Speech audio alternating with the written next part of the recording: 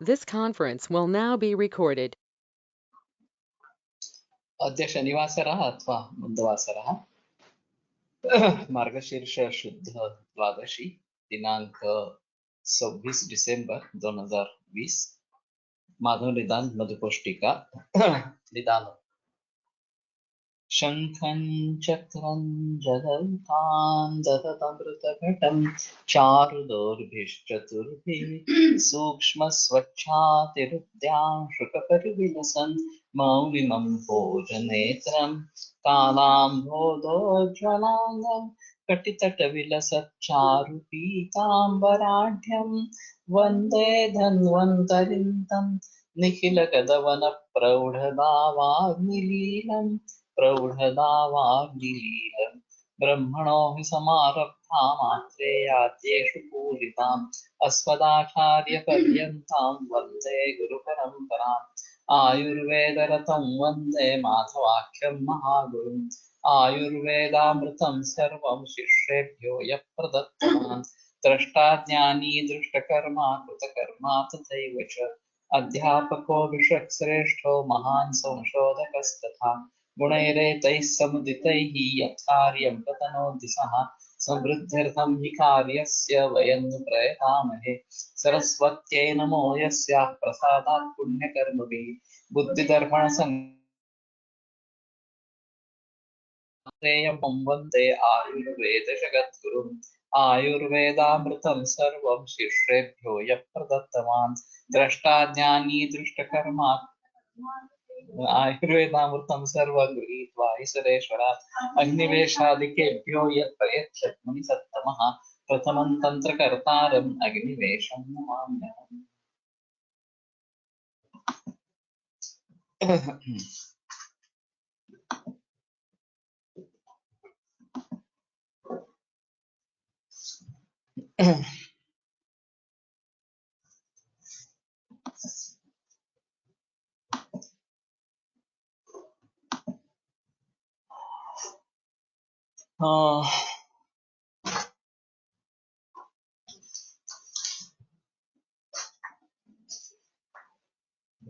प्राधानिक यथा विषादी त्रिविधो वा असात्मेन्द्रियार्थ संयोगः प्रज्ञापराधः परिणामभेदः असात्मेन्द्रियार्थ संयोग प्रज्ञापराध परिणामभेदः। तर्हि इदं वर्गीकरणम् अत्यन्तं मूलगामी इति एवञ्च ये केचन हेतवः ते अस्मिन्नेव समाविष्टाः सम्भवन्ति इति। तो असात्म इंद्रियार्थ संयोग प्रज्ञापराध और परिणाम ये तीन हेतु है। तो असात्म इंद्रियार्थ संयोग अयोग अतियोग मिथ्यायोग युक्ता रूपरसादय। जैसे मैंने कहा कि रसकर्म कालस्तु सर्वदेहम, रसकर्म और काल इनके हीन मिथ्यायोग सभी देह पर परिणाम इस प्रकार के करते हैं और ये एक हमारी अहम चीज है। तो खास करके रस के बारे में जिक्र करना बहुत जरूरी है क्योंकि आहार रस प्रधान इस प्रकार का है और रस और दोष इनका महाभूतों के जरिए संबंध है और फिर दोषों का वैषम्य जो कुछ निर्माण होता है वो रसों के आधार पर ज्यादातर इस प्रकार का निर्माण होता रहता है। तो इसलिए इनका असात्मी इंद्रियार्थ संयोग ये एक बहुत महत्वपूर्ण इस प्रकार का रहेगा।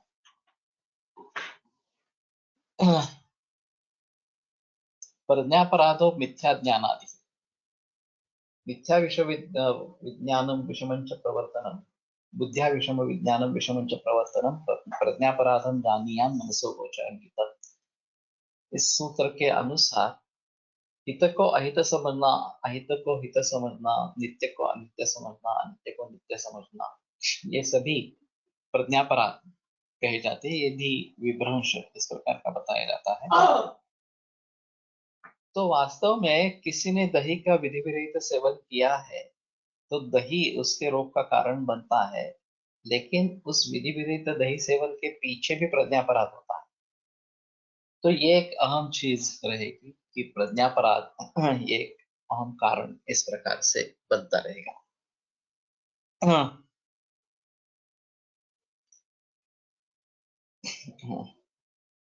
अधर्मस्य परिणामः अयोगादियुक्ता ऋतुस्वभावजा शीतादय।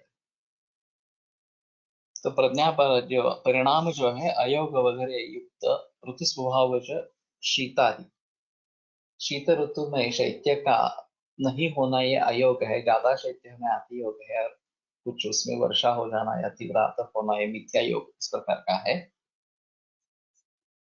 तो अधर्मस्य च रोग हेतु अत्रैव अंतर्भाव इति भट्टार हरिचंद्रः तस्यापि कालांतर परिणतस्य दुःखकर्तृत्वात्। तो अधर्म का इसी में अंतर्भाव होना चाहिए, परिणाम में अंतर्भाव होना चाहिए, ऐसा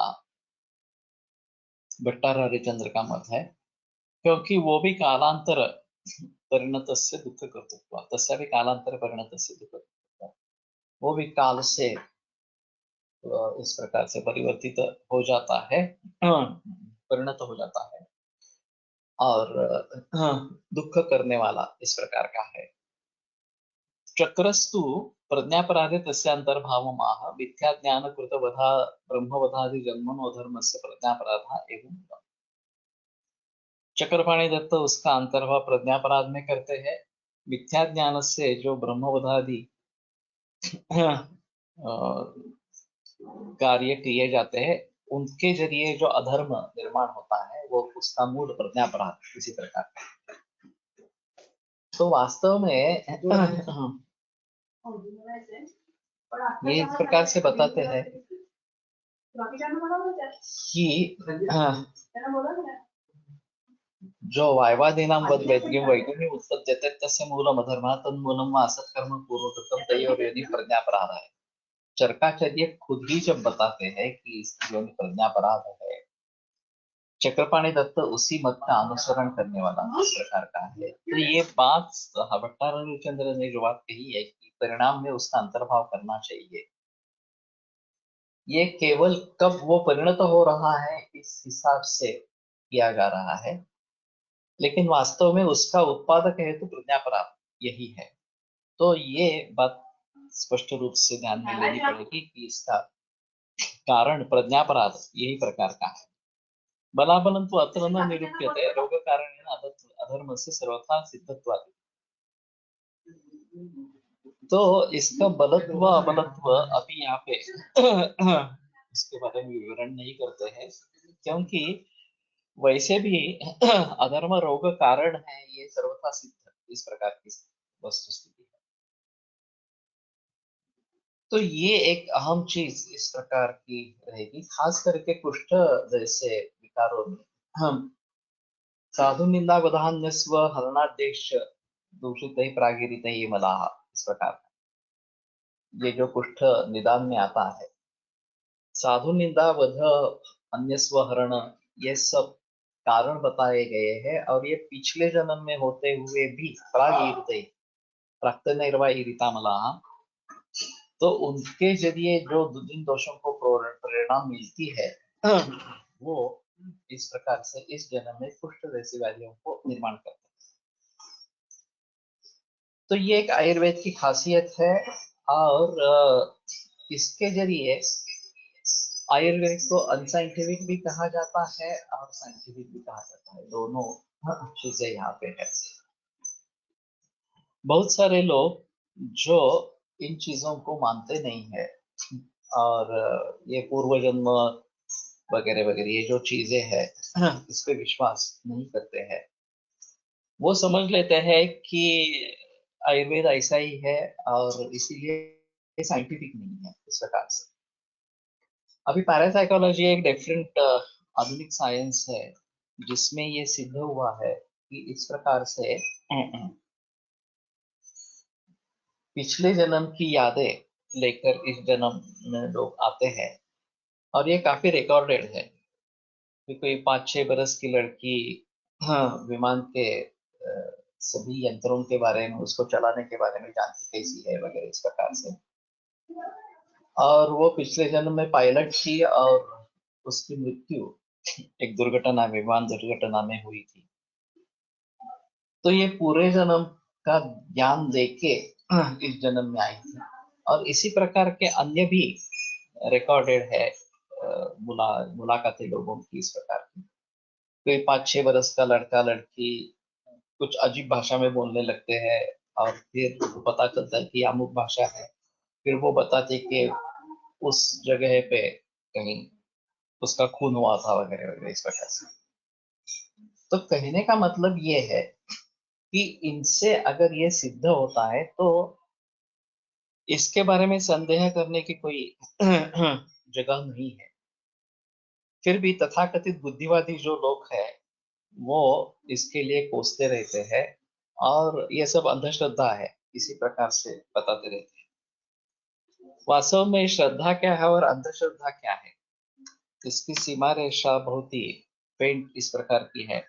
उनमें अंतर करना काफी मुश्किल इस प्रकार का है।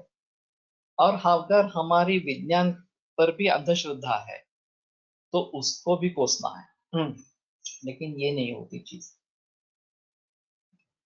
आधुनिक विज्ञान जो भी हो, चाहे मेडिकल साइंस भी हो, उस पे भी हमारी अगर अंधश्रद्धा है कि यही सब ठीक करने वाला है। पर मरीज आया था और बड़ा अजीब चक्कर था उसका। उम्र कुछ 65 साल की थी और वजन ज्यादा था, घुटनों में दर्द हो रहा। तो एक डॉक्टर ने बताया कि नी रिप्लेसमेंट करनी चाहिए। दूसरे ने बताया कि आप अगर वेट कम करेंगे तो ये समस्या थोड़ी सुलझ जाएगी। तो वेट कम करने के लिए क्या करना है, तो उसने कहा एक इंजेक्शन है 5,000 रुपए प्रतिदिन, इस प्रकार को इंजेक्शन लेना है और इससे तुम्हारी भूख कम होती जाएगी, खाना कम हो जाएगा, फिर वजन कम हो जाएगा। उसने मान दिया और 6 महीने ये 5,000 रुपए वाला इंजेक्शन हर रोज लिया। अब इतनी बड़ी मूर्खता कोई नहीं कर सकता कि वजन कम करने के बहुत सारे लोग प्रयास करते रहते हैं और बहुत सारे तरीके हैं। डाइटिंग ये मेन तरीका है, उसका व्यायाम ये है। लेकिन इन सभी बातों को छोड़कर इस प्रकार के इंजेक्शन लगवाना, फिर बाद में उसको कैंसर हो गया और कैंसर के लिए केमोथेरेपी चली, उसका फायदा नहीं हुआ तो मेरे पास आया। और उसका कहना था कि ये केमोथेरेपी के साइड इफेक्ट्स बहुत सारे हो रहे हैं तो उसको आप कम करो ताकि मैं केमोथेरेपी अच्छी तरीके से करता रहूं। तो मैंने कहा कि आपको विश्वास है क्या केमोथेरेपी आपको ठीक करने वाली है इस प्रकार से? तो बोले डॉक्टर तो बोल रहे हैं इस प्रकार से लेकिन आपका अनुभव क्या बता रहा है इस प्रकार से? तो फिर वो थोड़े उलझन में आ गए। मैंने कहा कि इस प्रकार की अंधश्रद्धा रखना कि केमोथेरेपी से मैं ठीक हो जाऊंगा, उस इंजेक्शन से मेरा वजन कम हो जाएगा और घुटनों का दर्द कम हो जाएगा, ये अंधश्रद्धा ही है। और बिना कुछ सोचे समझे अगर इस प्रकार से लोग करते हैं। लेकिन ये फिलहाल हाल ही में पेशेंट आया था और उसके जरिए मैं ये नहीं मानता कि सभी का हल हो सकता है, सभी का इलाज हो सकता है। साध्यासाध्यत्व की स्थिति भी रहती है और इस स्थिति में किसी भी प्रकार की बीमारी हो, कितनी भी एडवांस हो, फिर भी सभी ठीक हो जाएंगे ऐसा मानना मूर्खता इस प्रकार की। तो ये पूर्वजन्म, इसके बारे में जो बहस आती है और लोग पूछते रहते हैं कि नहीं नहीं ऐसी कुछ चीज होती ही नहीं है वगैरह वगैरह। इसके बारे में चरकाचार्य ने काफी बहस 11वें अध्याय में की है, 11वें अध्याय में की। तत्र संशयः इतस्ततः पुनः श्याम श्याम नवा, यहाँ से निकल जाने के बाद हमारा फिर उससे जन्म होगा या नहीं होगा इस प्रकार के। तो इसके बारे में ऐसा है कि कुछ लोग शब्द प्रमाण के आधार पर पुनर्जन्म का अस्तित्व मानने वाले हैं और कुछ नहीं मानने वाले। और उनका कहना है कि तत्र बुद्धिमान नास्तिक बुद्धिम जय्यात् विचिकित्सांचो। बुद्धिमान व्यक्ति को नास्तिकीय बुद्धि को छोड़ देना चाहिए, और ये खास करके बुद्धिमान लोगों के लिए बताया।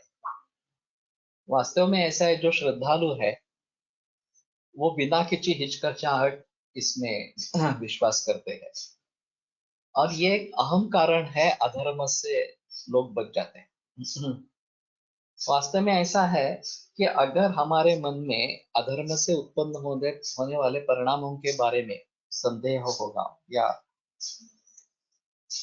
कुछ नहीं होगा ऐसा हम मान के चलते हैं, तो अधर्म बहुत ही फैल जाएगा और समाज की स्थिति ही नहीं रहेगी।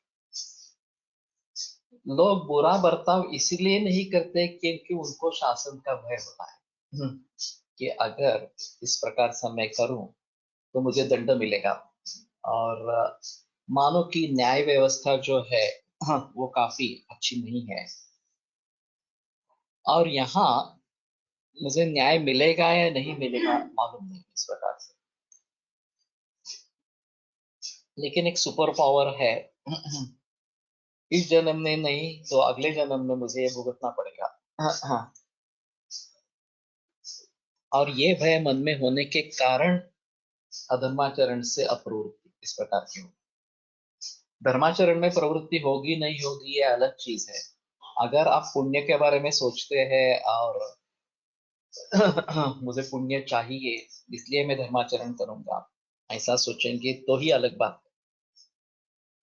स्वार्थ प्रवृत्त सकलो ही लोग कहा, सभी जो लोग है वो स्वार्थ प्रवृत्त होता रहता है। और जहां स्वार्थ है उस प्रकार से वहां पे उसका प्रयोग किया जाता है। स्वार्थ के साथ अगर परमार्थ भी होता है तो अच्छी चीज है, लेकिन अपने स्वार्थ के लिए किसी दूसरे को पीड़ा देना, हाँ, ये अधर्म है।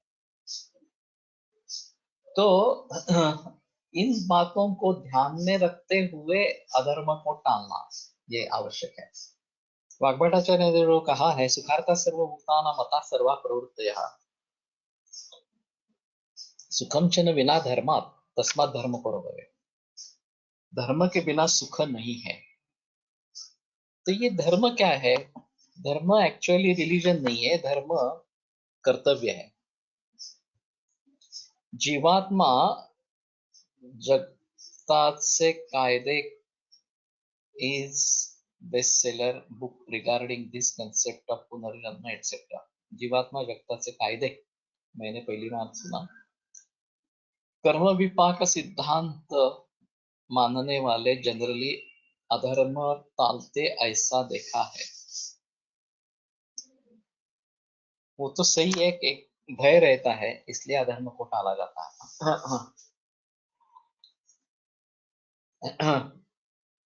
महाभारत को पढ़ेंगे तो ये काफी अजीब चीज है कि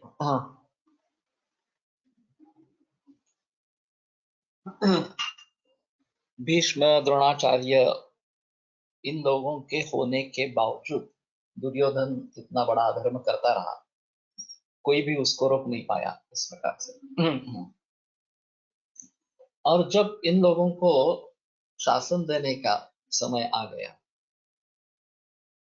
तो जिस तरीके से भीष्म को मारा गया, द्रोण को मारा गया वगैरह, ये अधर्म नहीं है क्या? इसके बारे में संदेह निर्माण होता है। अब ये तो खुद कृष्ण ने किया है। तो इसमें एक बात बताई गई थी, आपद धर्म। धर्म एक अलग चीज है और आपद धर्म एक अलग चीज है। जो संकट काल में जिसका प्रयोग किया जाता है वो आपद धर्म इस प्रकार का है। और इसमें एक अहम चीज रहती है कि धर्म को स्थापित करने के लिए आपद धर्म करना।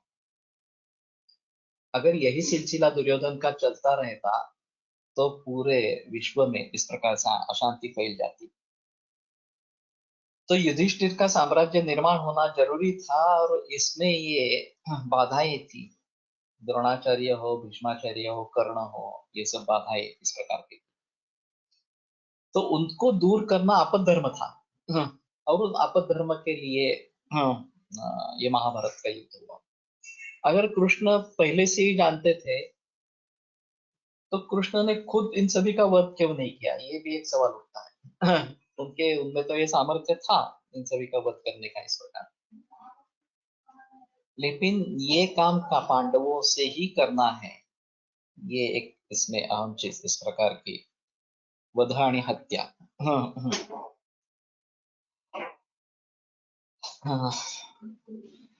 ये और शब्दों के बारे में थोड़ा ये रहेगा कि ये हत्या तत्र निषेध उपाधि होती है।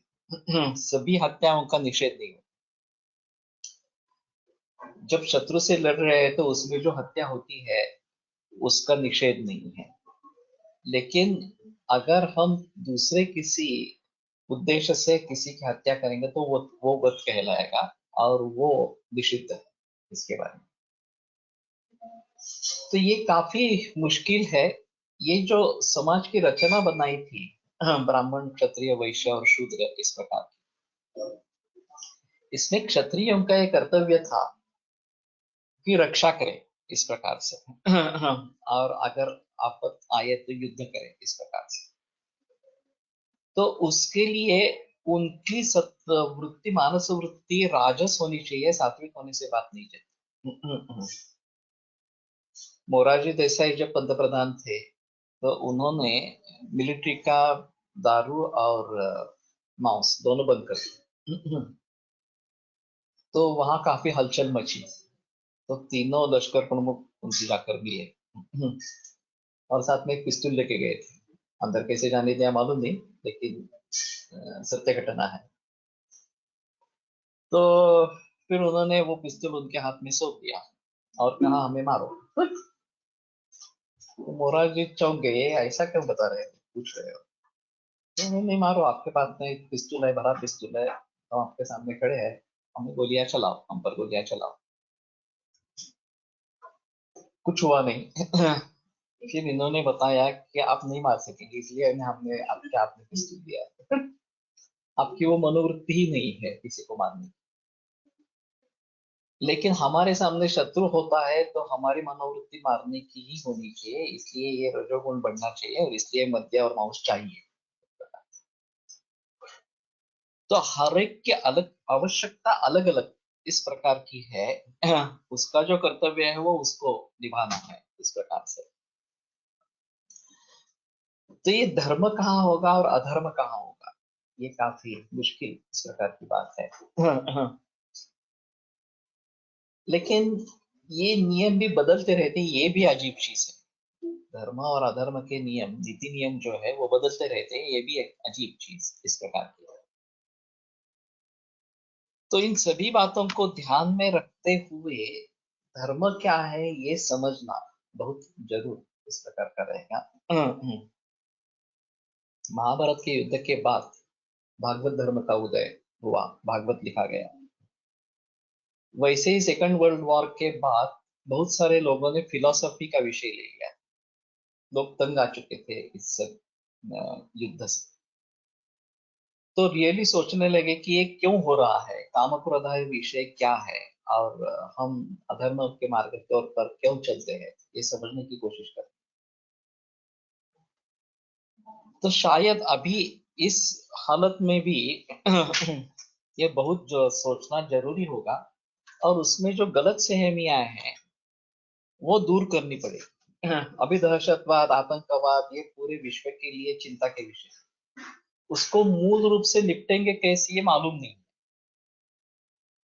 वास्तव में अगर हम गलत अर्थ लगाते हैं ग्रंथों का और उसके आधार पर उसका समर्थन करते रहते हैं तो वो पहले तोड़ना चाहिए, गलत अर्थ लगाना ये पहले बंद होना चाहिए।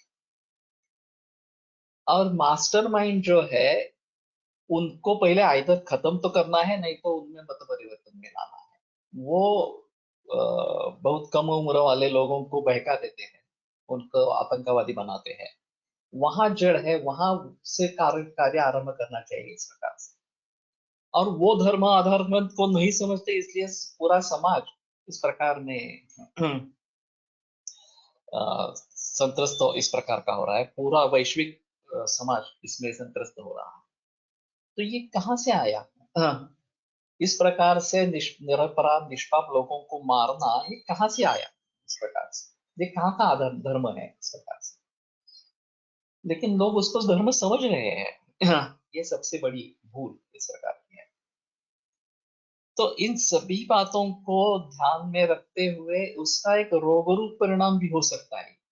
अभी हम बात करें अधर्म से जनित व्याधि की बात करें, और कई जगह ऐसा होता है कि एक केवल पूर्व कर्मों का ही फल है और दूसरा कोई नहीं है। पूर्व कर्म किस प्रकार का हो कुछ मालूम नहीं इसका। एक बूढ़ी औरत थी, करीबन 67-68 उम्र थी। हाँ, और संधिवात की पीड़ा थी। एक वाड़ा इसमें रहती थी, और उससे टॉयलेट करीबन 100 फीट पर टॉयलेट था। तो एक टेबल के आधार से वो रूम से निकलकर टॉयलेट तक जाना और वापस आना आधा आधा घंटा लगता था उसको, और उतनी ही सिर्फ बाहर निकलती थी। हाँ, उसको 25वें बरस में हाँ, मेनोपॉज हो गई। हाँ, जबकि कोई बच्चे भी पैदा नहीं हुए थे। हाँ, फिर अपस्मार शुरुआत हुई, और अपस्मार के लिए गार्डिनल का डोज एचवी सर्दे से डॉक्टर ने 25 गोली रोज इतना दे दी, इतना तक बढ़ाया। फिर भी वो रुका नहीं, फिट्स आते ही रहे। इसके जरिए एक्सीडेंट्स भी काफी हुए इन फिट्स के वजह। और फिर पति की भी मृत्यु हो गई, या भी विधवा, और पूरी डिपेंडेंट आसपास पड़ोसी लोगों को, क्योंकि खुद बाहर नहीं जा सकती, कुछ भी ला नहीं सकती, कुछ भी नहीं कर सकती इस प्रकार से। तो मेरे एक मरीज ने मुझे सुझाव दिया कि आप कुछ कर सकते हो उसके लिए तो करो। मैंने जाकर देखा, और मेरा इंप्रेशन यही रहा कि ये पूर्व जन्म के ही फल है, इसमें पूर्व कर्म का ही रोल है। तो फिर भी मैंने एक छात्र को बताया कि तुम जाकर मसाज करो, थोड़ा स्वेदन करो। दवाइयां शुरू की, कुछ भी फायदा नहीं हुआ। ऐसे ही 2 महीने चले गए। फिर किसी एक दूसरे व्यक्ति ने किसी दूसरे डॉक्टर को बुलाया, वो संयोग से ताराचंद हॉस्पिटल से। उन्होंने ऑर्थोपेडिक सर्जन को बुलाया। ऑर्थोपेडिक सर्जन ने कहा कि इसका ऑपरेशन करना पड़ेगा स्पाइन पर। उठा के उसको ताराचंद में लेके गए, एडमिट किया, ऑपरेशन हुआ। ऑपरेशन होने के बाद वो बेड हो गई। और मुझे बीच में पता नहीं चला था, फिर किसी छात्र ने बताया कि वो ताराचंद में एडमिट है, तो मैं मिलने के लिए गया उसको। तो जब उसने मुझे देखा तो बड़ी फूट फूट कर रो पड़ी, बड़ी जोर से। और मुझसे पूछने लगी कि मैं क्यों जिंदा हूँ, मुझे मृत्यु चाहिए, मैं जीना नहीं चाहती। इस प्रकार की हालत में मैं जीना नहीं चाहती, लेकिन मुझे मृत्यु भी नहीं आ रही। तो उस समय मुझे पहली बार महसूस हुआ कि इच्छा मरण का अधिकार होना चाहिए। लेकिन ये बात ऐसी है कि इसका दुरुपयोग भी हो सकता है, इसलिए उस कानून लागू करने के बारे में काफी बहस होती आ रही है। तो कहने का मतलब है कि ये जब कोई दूसरा कारण नहीं है और एक कर्म विपाक ही कारण है, और उसको भुगतने से ही मुक्ति मिले, दूसरा कोई चारा इसमें नहीं है। एक दूसरी केस मैंने जर्मनी में देखी थी। 4 बरस का बच्चा था, जन्म से कैंसर था, ब्लैडर कैंसर था, और बाद में वो नर्वस सिस्टम में फैल गया था। और बेडिडन था, और 1-2 दिन में चल बसने वाला था। तो फिर भी मुझे बड़ा आग्रह किया गया कि आप एक जाकर देखो तो सही। इस प्रकार से मैंने कहा, इस प्रकार की अवस्था में देखकर मैं करूँ भी क्या इस प्रकार से? तो बोले नहीं, आप कम से कम देखो तो सही। तो जब मैं गया तो उसकी स्थिति ऐसी थी कि पैरों में बहुत दर्द होता था। तो जब भी वो जग जाता तो रोने लगता। तो डॉक्टर ने एब्डोमेन में एक वेनेसेक्शन करके मॉर्फिन की एम्पूल लगा दी थी। और जब वो जाग जाता तो मॉर्फिन एम्पूल प्रेस करने से और मॉर्फिन रिलीज हो जाता और फिर वो सो जाता। तो माता पिता का बाकी कुछ काम नहीं, सिर्फ बैठे रहना बगल में, और जब वो जगेगा तब ये मॉर्फिन रिलीज करना। संयोग से जब मैं पहुंचा उसी समय वो जाग गया और रोने लगा। तो मैंने कहा कि ठीक है, आप मॉर्फिन का इस्तेमाल अभी मत करो, मुझे कुछ करने के लिए अवसर चाहिए। मैंने ऑलिव ऑयल मांगा घर से, थोड़ा गर्म करके मसाज किया। मसाज के बाद शुरू में तो उसने थोड़ा रेजिस्ट किया, पर 15 मिनट के मसाज के बाद सो गए। तो फिर मैंने माता से संवाद आरंभ किया। तो उसने बताया कि उसको बहुत स्ट्रेस था गर्भिणी अवस्था में। और उसने हेवी स्मोकिंग किया, 30 सिगरेट से दे। नतीजा ये हुआ कि ये बालक जन्म से ही इस प्रकार का पैदा हुआ, कैंसर के साथ। अब आश्चर्य की बात ये थी, वो फिर से प्रेग्नेंट थी, 7वां महीना चल रहा था।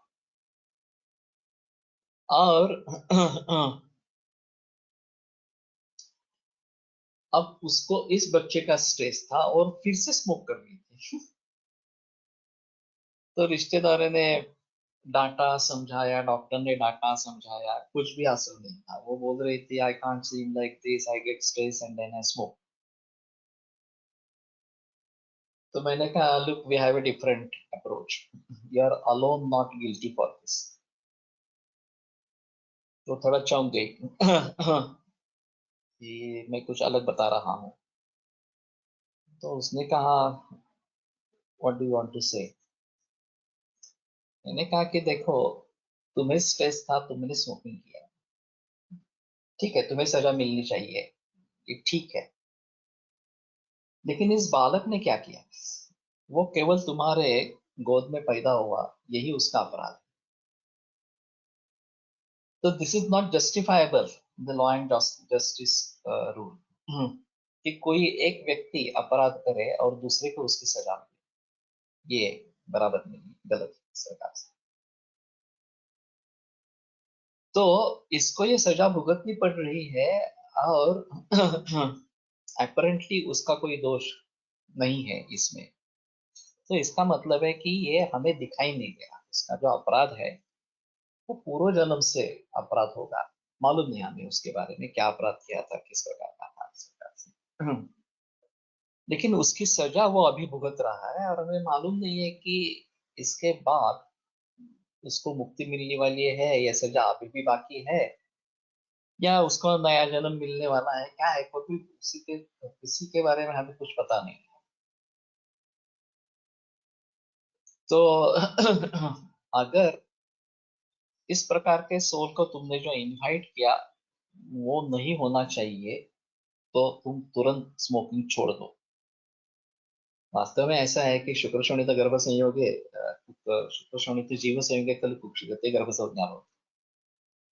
जब एक आत्मा प्रवेश करता है शुक्र शोणित संयोग में, उसी समय गर्भ का निर्माण होता है। तो आत्मा वहीं पे प्रवेश कर जाता है जब लिविंग स्टार्ट होता है।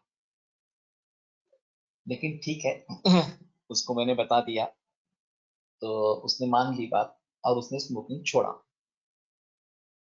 फिर वो जाग गया। फिर मैंने उसके पिता को कहा, अब तुम मसाज करो। उसकी मसाज के बाद भी वो फिर से सोया। तो मैंने कहा, थोड़ा सोना डाल के दूध उबाल के तैयार रखो। फिर से वो जब जग गया तो उसने पहली बार कहा कि मुझे भूख लगी है, मुझे खाना चाहिए। तो उसको वो दूध पिलाया। तो कहने का तात्पर्य अर्थ यह है कि क्वालिटी ऑफ लाइफ थोड़ी मिल गई।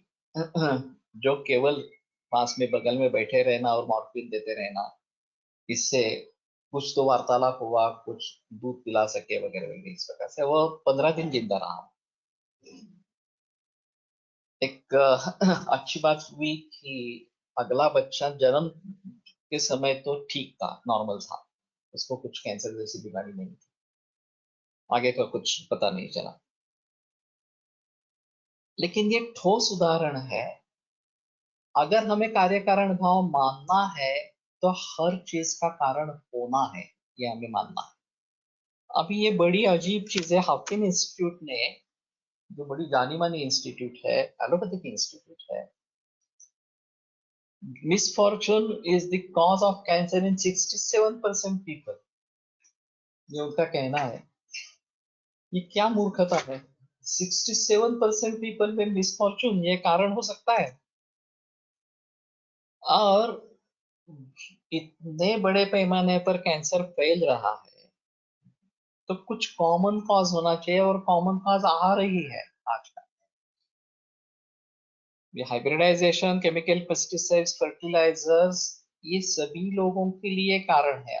उसको छोड़कर मिसफॉर्चून ये कारण, और मिसफॉर्चून के लिए करेंगे क्या, कुछ भी नहीं करेंगे। इस कारण को अगर हम मान लेते हैं मिसफॉर्चून कारण, तो कुछ नहीं कर पाएंगे उसके बारे में। वो क्या सोचने वाले है, क्या अधर्म मिसफॉर्चून का कारण है इस प्रकार का। हमारे यहाँ तयोरुदारयोर युक्ति दीर्घस्य सुखस्य च नियतस्य आयुषो हेतु विपरीतस्य चेतरा। श्वेता अग्निवेश को अत्रेय कहते हैं युक्ति दुष्टा महर्षि भी, एक युक्ति जो महर्षि ने कही बताई है इस प्रकार।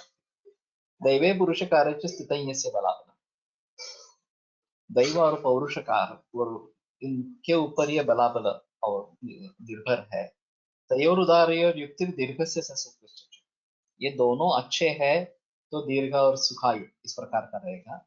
विपरीत से चेतरा, ये दोनों अच्छे नहीं है, दैव भी अच्छा नहीं है और पौरुष भी अच्छा नहीं है, तो इतर दुख दुखायु का कारण वो बन जाएगा इस प्रकार। तो जिन चीजों के बारे में एलोपैथी कार्य कारण भाव नहीं बता सकती है, वहां का कार्य कारण भाव नहीं है ऐसा मान लेंगे तो ये साइंस ही नहीं रहेगा। Science is based on cause effect relationship, और कॉज इफेक्ट रिलेशनशिप को ही ठुकरा देंगे, इडियोपैथिक बता देगा कि इसका कारण कुछ नहीं है। यह क्या मूर्खता है। और फिर भी वो साइंटिफिक है एलोपैथी। इतने सारे डिसीजेस को इडियोपैथिक बताते हैं, इतने सारे डिसीजेस में कहते हैं कि कॉज इज अननोन इस प्रकार से, और फिर भी वो साइंटिफिक है। तो उसको अधिकार ही नहीं है इस प्रकार से दखल अंदाजी देने का, चिकित्सा करने का। सिम्टोमेटिक रिलीफ को ट्रीटमेंट बना दिया, ये सबसे बड़ी मूर्खता है। ट्रीटमेंट एक प्रिंसिपल है, हमें किस प्रकार से काम करना है ये सोचना है। डिस्ट्रक्शन ऑफ सेल ये प्रिंसिपल हुआ, वो अगर काम नहीं कर रहा है तो डिस्ट्रक्शन ऑफ सेल प्रिंसिपल को छोड़ना चाहिए, वो तो बात नहीं हो रही इस प्रकार से। और केवल एनालिसिक देना, ये संधिवात वगैरह में चिकित्सा नहीं है वास्तव में। केवल ब्रोंकोडायलेटर्स देते रहना, ये चिकित्सा नहीं है स्टमक श्वास में।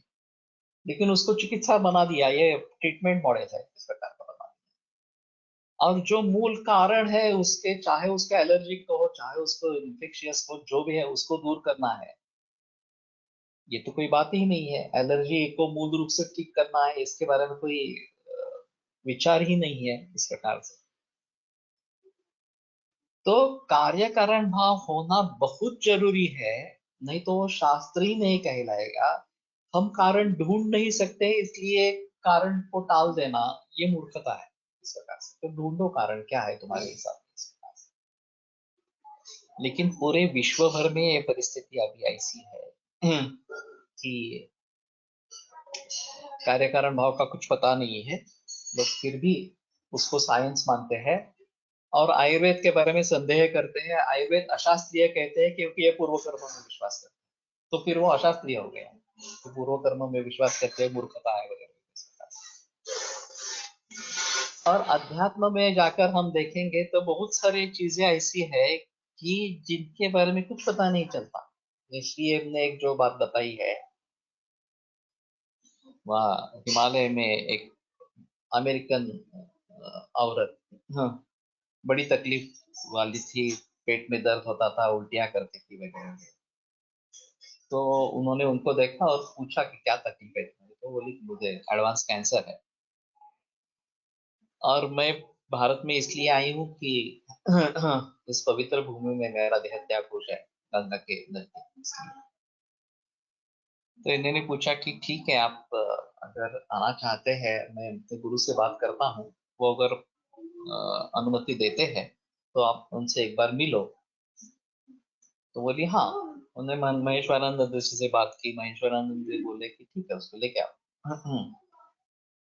आने के बाद उन्होंने कुछ प्राणायाम उसको सुझाया, कुछ परहेज के बारे में बताया और ये करते रहो, ऐसा बताया। वो करना आरंभ किया, उसकी तकलीफ बंद हो गई। वो सुधरने लगी, खाना जाने लगा। फिर अभी बोले कि ठीक है, तुम अमेरिका वापस जाओ। तो अमेरिका वापस गई। फिर वहां परीक्षण हुआ और कैंसर का कहीं ठिकाना नहीं था। कैंसर पूरी तरीके से ठीक हो गया। ऐसा एक बरस चला गया।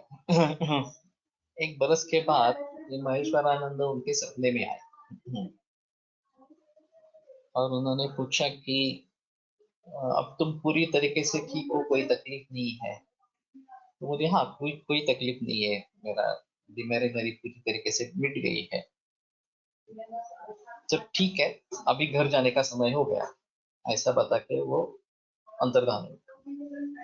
उसको कुछ पता नहीं चला घर जाने का क्या मतलब है, it's time to go home. तो उसने एक खत लिखा श्री एम को कि महेश्वरानंद जी इस प्रकार से मेरे यहाँ आए थे और उन्होंने ऐसा ऐसा बताया। खत डाल दिया है पेटी में। वो 3 महीने के बाद श्री एम को मिला। लेकिन उसी रात उसका देहांत हो गया। और फिर उसके भाई ने फिर से खत लिखकर ये बता दिया कि ऐसा ऐसा हुआ, उस दिन उसी रात को उसकी मौत हो गई। तो ये दोनों लेटर लेके गए महेश्वरानंद जी के पास, ये क्या है? तो बोले ठीक है, उसका उतना ही आयुष था। उसका अगला जन्म भारत में होने वाला, उसकी आध्यात्मिक प्रगति अच्छी। अब ये बात हम कहीं समझ ही नहीं पाएंगे।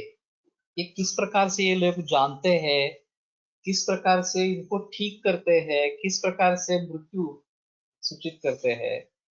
अजीब है यह सब। जो अध्यात्म में जिनकी काफी तरक्की इस प्रकार की है, ये लोग ये समझ सकते हैं, हम आम आदमी नहीं समझ सकेंगे। ये किस प्रकार का परिणाम है। तो ये आश्चर्यचकित रहे हैं कि अगर ऐसा ही था तो आपने उसको ठीक क्यों किया? नहीं, उसका ऐसा ही वास्तव था, ये ऐसा होने वाला था इस प्रकार से। अब ये बात रहती है कि केवल दैव के आधार पर ही कार्य चलते रहते हैं या पौरुष का भी उसमें रोल है। कुछ दैववादी लोग कहते रहते हैं आशीर्वाद तो देव खटल्यावरी। अगर मेरे पास मेरा देव कोई है तो मुझे वो कहीं भी दे देगा, इस प्रकार। और दूसरी जगह अगर हम कुछ प्रयास नहीं करेंगे तो हमें कुछ नहीं मिलेगा। तो ये दोनों जहां साथ में होना जरूरी है। दैव भी तुम्हारा अच्छा होना चाहिए और पौरुष भी अच्छा होना चाहिए, तो दीर्घायु और सुखायु इस प्रकार की उपलब्धि होगी। अगर एक में भी कुछ गड़बड़ है तो फिर उतना सुख उतना दुख इस प्रकार से आपको मिलता रहेगा। और अगले जन्म में कम से कम दुख हो, सुख मिले तो बेहतर है। इसके लिए तो प्रयास करने चाहिए, इसलिए पाप मार्ग को छोड़ देना है और पुण्य कर्म करना है। ये एक लोगों में भी ये काफी प्रचलन है। सभी साधु सज्जन यही बताते रहते हैं, परोपकारा पुण्याय पापाय परपीड़नम। व्यासोच्छिष्ट महाभारत का सार क्या है? तो परोपकारा पुण्याय पापाय परपीड़नम। परोपकार ये पुण्य के लिए कारण होता है और परपीड़न जो है वो पाप के लिए कारण होता है, इस प्रकार से। और उसके आधार पर हमें सुख दुख इस प्रकार के मिलते रहते हैं। तो इस स्थिति में अगर हम इसमें विश्वास करते हैं, आम जनता इसमें विश्वास करती है, और इसीलिए समाज में परिवर्तन लाने का काम साधु संत कर सकते हैं। अभी साधु संतों के बारे में भी संदेह होता है, रियली साधु संत है नहीं है, क्योंकि फंसाने वाले भी लोग बहुत हैं इस प्रकार से। लेकिन जो सच्चे साधु इस प्रकार के रहेंगे, हाँ, वो इसके बारे में बताते रहेंगे। हाँ, और फिर सर्वसामान्य आदमी उसी मार्ग पर चलता रहता है, उनके दिखाए हुए मार्ग पर चलता रहता है। उसके आगे निष्काम कर्म है कि मुझे मुक्ति ही चाहिए, जो भी कर्म मेरे पिछले जन्म में हुए हो या इस जन्म में हुए हो, उनको इसी जन्म में मुझे भुगतना है और फिर आगे जन्म ही नहीं होना है। इस मार्ग पर चलने वाले इसके आगे इस प्रकार के रहेंगे। गीता का जो तत्व ज्ञान है वो आसक्ति मत रखो, ऐसा है। आसक्ति रखेंगे तो उसका फल जरूर मिलेगा, इस प्रकार तो सकाम कर्म हो जाएगा। और निरासक्त रहोगे तो उसका फल नहीं भुगतना पड़ेगा, इस प्रकार। अब आसक्ति में प्रेम भी है और लाभ भी है, और आसक्ति में ये मार्ग से दूर जाने का, मुक्ति के मार्ग में दूर जाने का भय भी है। इसलिए हमारी जो आश्रम परंपरा है, ब्रह्मचर्याश्रम, इसमें बेस तैयार करो अध्ययन से, फिर अर्थार्जन आरंभ करो, गृहस्थाश्रम में प्रवेश करो, और सभी उपभोग जो एक परिवार के जरिए होते हैं, समाज के जरिए होते हैं, वो ले लो, और फिर वानप्रस्थाश्रम की तरफ धीरे धीरे इनसे अलग होना सीखो। और संन्यास आश्रम में तो पूरी तरीके से अलग हो जाओ। वानप्रस्थाश्रम स्वीकारने वाले भी लोग बहुत ही कम होते हैं। जब ये इतनी आसक्ति बढ़ जाती है कि उससे अलग होना, विरक्त होना एक काफी मुश्किल, तो लोग गृहस्थाश्रम में ही अटक जाते हैं, आगे तरक्की होती ही नहीं है इस प्रकार से। लेकिन जिनको इस मार्ग पर चलना है, उनके लिए ये वानप्रस्थाश्रम और फिर आगे जाकर संन्यासाश्रम ये आवश्यक इस प्रकार के रहेंगे। तो अभिवर्तक स्वतः एमबीबीएस होते, परंतु पूर्व कर्म विभागानुसार पूजा दान इत्यादि ने ऋण बरकत। ऐसे बहुत सारे हैं। उपड़ेकर महाराज खुद एमबीबीएस थे, और एमबीबीएस होने के बाद उनको संदेशा मिला और वो किसी उनके गुरु के पीछे निकल पड़े। फिर काफी भुगतने के बाद वापस आए, पलटन में उनका आश्रम है। और बड़ी अजीब चीजें हैं उनके बारे में मैंने जो सुनी है। हमारे फणसरकर गुरु जी और बेंद्रे उनके शिष्य थे, ये उपड़ेकर महाराज। उपड़ेकर महाराज खुद एमबीबीएस थे, फिर भी ये परिस्थिति थी। और एक किसान उनके पास आया था, कुष्ठ था, विचर्चिका इस प्रकार का। तो उसने बताया कि तुम्हारे खेत में एक मंदिर था, तुमने वो उखाड़ दिया है। तो उसने कबूल किया कि हाँ मैंने उखाड़ दिया, तो उसको प्रस्थापित करो तो ये कुष्ठ जाएगा, ऐसा उन्होंने बताया। वो करने के बाद कुष्ठ चला गया। ये मरीज किसान ने फणसलकर और बेंद्रे दोनों से दवाइयां दी। बेंद्रे स्किन स्पेशलिस्ट है एलोपैथी के, और फणसलकर आयुर्वेद के। दोनों से वो ठीक नहीं हुआ था, और वो मंदिर एस्टेब्लिश करने के बाद ठीक हो गया। तो ये बातें हम कैसे समझेंगे? मुश्किल है इस प्रकार के कार्य कारण भाव को समझना। और दूसरी एक केस मैंने वहां पे देखी थी, सरोज गांधी करके एक औरत थी। मैं जब जाता था, वो दवाइयों के लिए आती थी, तभी वो 60 क्रॉस कर चुकी थी। वो जो 25 बरस वाली थी, तो उसकी परिस्थिति इतनी नाजुक हो गई थी कि वो एक कमरे में उसको बंद करके रखा था, कहीं से भी प्रकाश नहीं आना चाहिए, कुछ भी स्पर्श उसका सहन नहीं होता था, कुछ भी आवाज सहन नहीं होता था। इस प्रकार की परिस्थिति, किसी डॉक्टर को किसी भी तरीके से उसका निदान ही नहीं हो उसको क्या हुआ। उस समय भड़कम कर करके बहुत एक प्रख्यात डॉक्टर था एलोपैथी के, और ये बाकी सारे वैद्य भी थे, लेकिन किसी को भी कुछ भी पता नहीं चला उस केस के बारे में। फिर उपड़ेकर उनके सपने में आए और उन्होंने कहा दिया कि तुम ठीक हो जाओ। फिर वो ठीक होने लगे और वो पूरी ठीक हो गई। मैंने जो उनको देखा वो नॉर्मल औरत की जगह देखा। जब मैंने फणसलकर जी से ये बात सुनी कि ये इस प्रकार की उसकी स्थिति 25वें बरस में थी और वो उपड़ेकर महाराज के जरिए ठीक हो गई इस प्रकार से, तो कार्य कारण भाव क्या है? ये एक अजीब चीज है। हमें जितना कार्य कारण भाव समझता है उतना ही कार्य कारण भाव है, ऐसा मानना मूर्खता है। हमारा ज्ञान कितना है, हमारा अज्ञान कितना है? तो हमारे अज्ञान के बारे में तो हमें ज्ञान होना चाहिए कि मुझे कुछ समझता नहीं, ये तो पहले समझना चाहिए। मैं सर्वज्ञ हूँ। नीति शतक में इसका एक भर्तृहरि का श्लोक है, यदा सर्व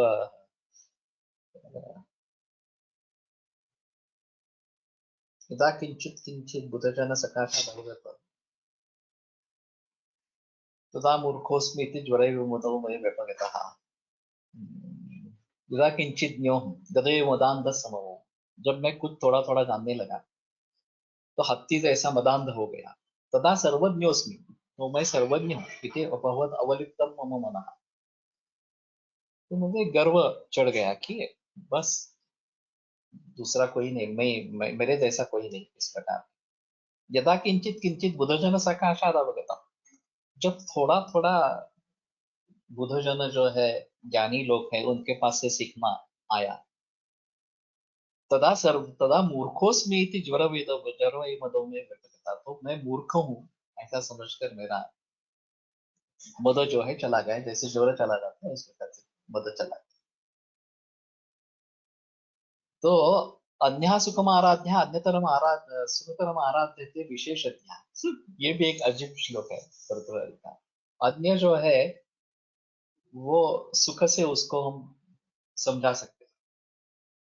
सुखतरम आराध्य थे विशेषज्ञ, जो विशेषज्ञ है उसको और भी सीधे तरीके से, सुलभ तरीके से समझाया जा सकता है।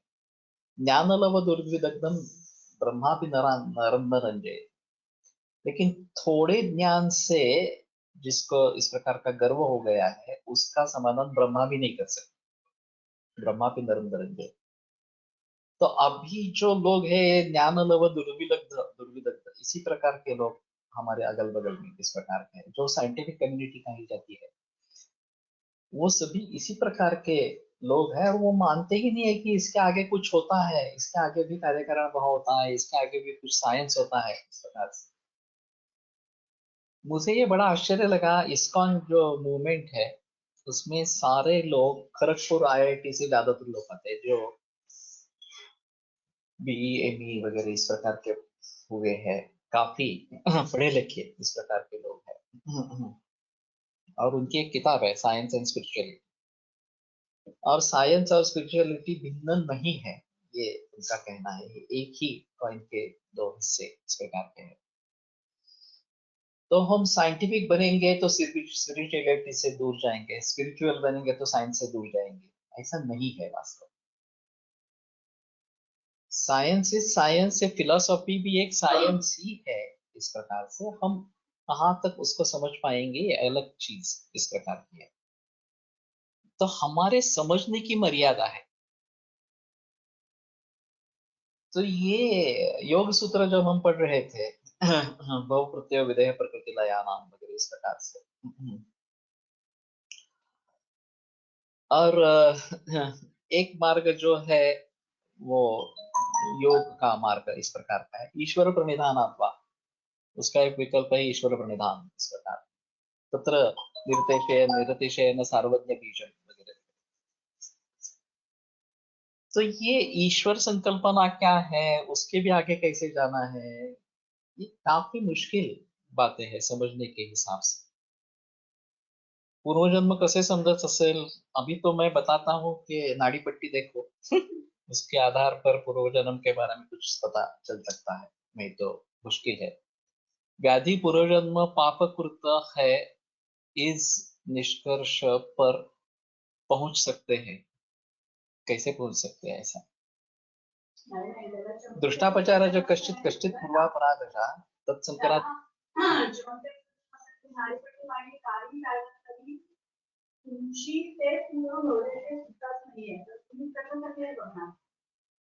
मार्ग मिळाला तर त्याचा उपाय उपाय येऊ शकतो त्यात. नाही असं नाही, उपाय येऊ शकतो म्हणून करायचं. तर दृष्टापचारज कश्चित् कश्चित् पूर्वापराधः तत्संकरात् भवत्यन्यो व्याधिरेव तिथा मतः विपक्षशीलनात् पूर्वः कर्मजः कर्म संशयात् गच्छत्युभय जन्मातु दोषकर्म क्षयात्. ये काफी अहम सूत्र है. विपक्षशीलनात् पूर्वः, जो दृष्टापचारज है वो उसको विपक्षशीलन से, उसके विपरीत करने से उसका नाश हो जाएगा, जो युक्ति व्यपाश्रय चिकित्सा में हम करते हैं. कर्मजा कर्म संशय, कर्मजो जो व्याधि है वो कर्म क्षय से ही निकल जाएगा. और गच्छत्युभय जन्मा तो दोष कर्म क्षयात्. दोषज और कर्मज दोनों प्रकार से व्याधि है, तो दोनों का क्षय होने से ही उसका क्षय होगा. तो दत्वाल्पम सुखम अल्पेन हेतुना सब प्रवर्तते, कि थोड़ा सुख मिलता है युक्ति व्यपाश्रय से, लेकिन थोड़ा भी हेतु हो गया तो फिर से वो उभर आता है. तो ये बात, ये दोनों से दोषज और कर्मज इस प्रकार के व्याधि हो तो पता है, ध्यान में आते हैं. तो पहले से ही ये समझ लेना चाहिए कि ये पूर्व कर्म कृत भी है क्या, ये जो डिसीज हमारे सामने है. अब जब बच्चों की बात करते हैं, बच्चों के कैंसर की बात करते हैं, क्या कारण ढूंढेंगे.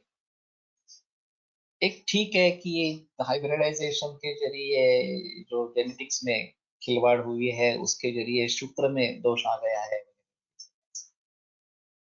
लेकिन सभी बच्चों में तो नहीं आ रहा, कुछ ही बच्चों में आ रहा है. तो कुछ ही बच्चों में क्यों आ रहा है, इसका कारण क्या है.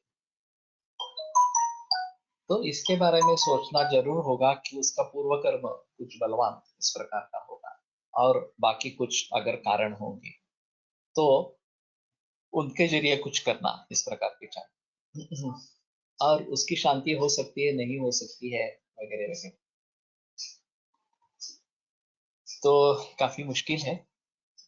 ठीक है, अधर्म हेतु है, इसके बारे में कोई संदेह नहीं है. सिर्फ उसको किस तरीके से हम ले लेंगे, ये एक अहम चीज इस प्रकार की रहेगी. ठीक है, सोमवार से फिर चरक को आगे लेते हैं. आयुर्वेद प्रकांडो निगदित इह हि शल्यतंत्र प्रधानः शिष्येभ्यः शाश्वतोऽयं निखिल जन कृपा व्याप्त चित्तेन येन आयुर्वेदस्य वाञ्छन् पुनरपि भुवने ताञ्च सुष्ठु प्रतिष्ठाम् श्रेष्ठं धन्वन्तरिं तं प्रणमति च सदा वैद्यवर्गो हि नूनम् वैद्यवर्गो हि नूनम्. विरम्यते व्याख्यानव्यापारात्. सोमवासरे पुनरपि मिलिष्यामः.